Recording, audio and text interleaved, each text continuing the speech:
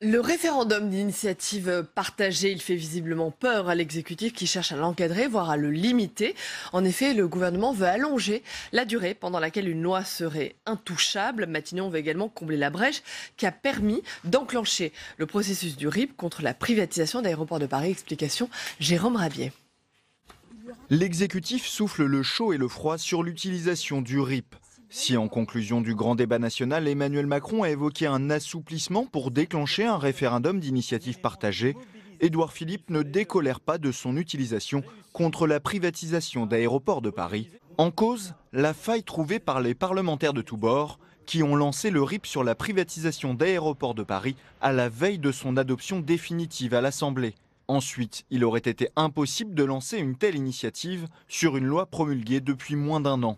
Le Conseil constitutionnel a donc validé le processus, confortant les initiateurs de la démarche.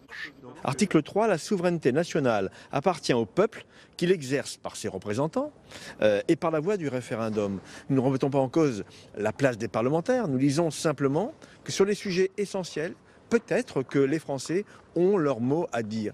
Le Premier ministre souhaite empêcher le RIP sur un texte en discussion ou adopté et de porter à 3 ou 4 ans le délai après la promulgation où il serait impossible de déclencher la procédure.